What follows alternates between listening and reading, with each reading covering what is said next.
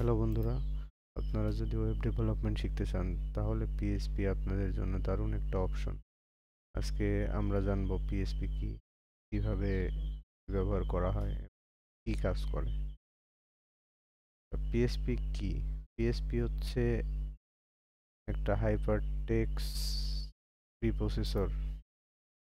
এটি একটি server scripting language যা ওয়েব ডেভেলপমেন্টের জন্য ব্যবহৃত হয়।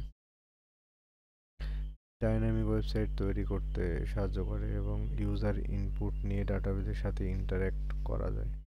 ফেসবুক, ওয়ার্ডপ্রেসের মতো বড় বড় প্ল্যাটফর্ম এইচপি দিয়ে ব্যবহার করা হয়। পিএসপি কিভাবে কাজ করে এটা একটু জেনে নিই। যখন আমরা ব্রাউজারে একটা পিএসপি ফাইল রান করব তখন এটি সরাসরি দেখানো যায় না, কারণ পিএসপি কোড প্রথমে সার্ভার প্রসেস হয়, তারপরে এইচটিএমএল আউটপুট পাঠানো হয়। যদি আমরা উদাহরণ দেখতে যাই তাহলে আমাদের প্রথমত এই জ্যাম সফটওয়্যারটা লাগবে পিএসপি রান করতে গেলে।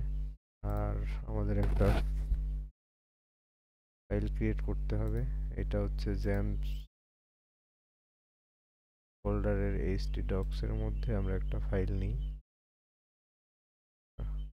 হচ্ছে বেসিক পিএসপি। এখানে আমরা একটা পিএসপি ফাইল নিই, index.php।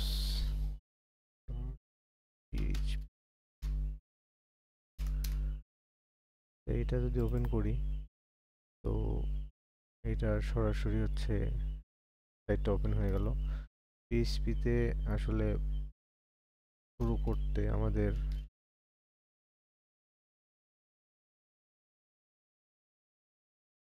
এটা লাগবে, আর শেষ করতে এটা লাগবে। তো পিএইচপি প্রতিটা লাইন এক্সিকিউশন করে আউটপুট দেওয়ার চেষ্টা করে। আমরা এখানে একটা আউটপুট দেখব। আউটপুট দিতে গেলে অবশ্যই ইকো লাগবে। Echo hello.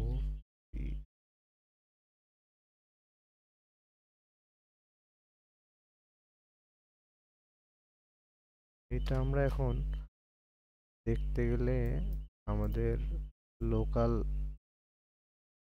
লোকাল হোস্টে গিয়ে দেখতে হবে। লোকাল হোস্টের মধ্যে আমাদের ফোল্ডারটা ক্রিয়েট করা ছিল হচ্ছে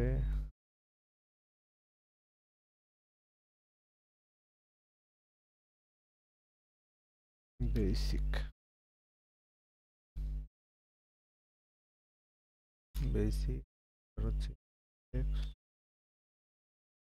PHP।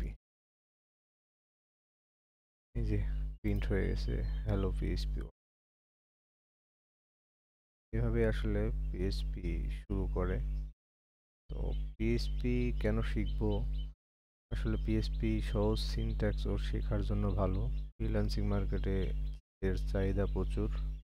ওয়ার্ডপ্রেস, লারাভেল এবং শপিফাই থিম কাস্টমাইজেশনে কাজে লাগে। আর এই ভিডিও সিরিজে আমরা পিএইচপি এর আরও গভীরে যাব। তো আজকে এইটুকুই, পরবর্তীতে আরও ভিডিও নিয়ে থাকবো ইনশাল্লাহ।